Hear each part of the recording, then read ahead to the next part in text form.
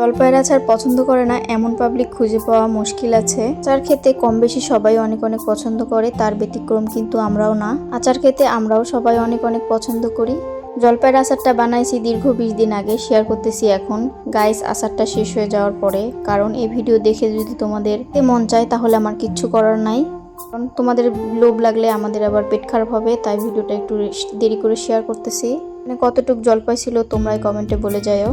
তো hey guys, আসসালামু আলাইকুম, welcome to my another new video. I hope তোমরা সবাই অনেক অনেক ভালো আছো। আলহামদুলিল্লাহ, আল্লাহর রহমতে আমিও ভালো আছি।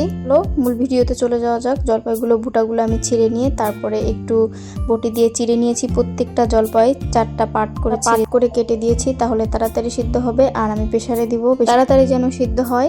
একটু পানি আর একটু হলুদ দিয়ে সিদ্ধ বসিয়ে দিলাম। 3-4টা সিটি দিলেই হয়ে যাবে, যেহেতু টাটকা জলপাই একদম নরম হয়ে গিয়েছে। তোমাদেরকে একদম কাঁটা চামচের সাহায্যে দেখাই দিচ্ছি। অনেকে এটা হাত দিয়ে মুথে একটু হাত দিয়ে ছিনে করে, তাহলে জলপাইয়ের আচারটা একদম স্মুথ হয়, ভিতরে দানা হাত দিয়ে মুথবো না, এইরকমই দিয়ে কষে কষে করবো। একটু দানা দানা ভাব থাকবে, মুখে পড়বে, ওইটাই খেতে ভালো লাগে আমার কাছে। অনেক সুন্দরভাবে সিদ্ধ হয়ে গিয়েছে। দেখো, এটা একটু চামচ দিয়ে আমি এগুলো একটু ছুঁড়ে নিব।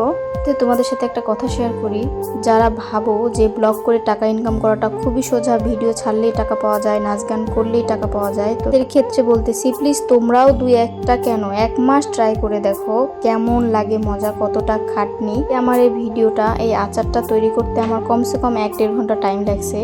সেই 1-1.5 ঘন্টার ভিডিওটা আমি করছি, করে আবার এডিট করে মাত্র 3 মিনিটে তোমাদের সাথে শেয়ার করতেছি।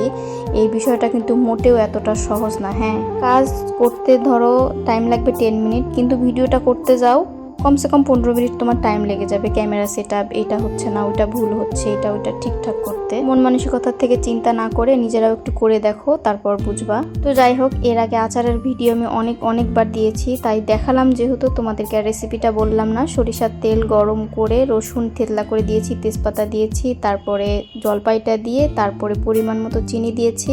চিনিটা বেশি হয়ে গিয়েছিল, এই জন্য আচারটা মিষ্টি মিষ্টি হয়েছে। আমার কাছে একটু টক লাগা ভালো লাগে। যাই হোক, কোনো ব্যাপার না, তোমাদের ভাইয়ার জন্য ভালো হয়েছে, সে মিষ্টি মিষ্টিটাই পছন্দ করে বেশি। আমি অফ ক্যামেরায় আচারের যে মশলাগুলো থাকে, মেথি, কালো জিরা, জাউন, মৌরি, শুকনা মরিচ সব কিছু টেলে নিয়ে একদম গুঁড়া করে নিয়েছি ভালো মতো।